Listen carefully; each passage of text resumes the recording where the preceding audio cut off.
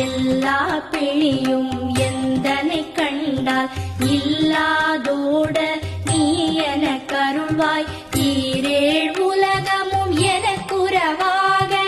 ஆணும் பெண்ணும் அனைவரும் எனக்கா மண்ணாளரசரும் மகிழ்ந்துறவாகவும் உன்னை துதிக்க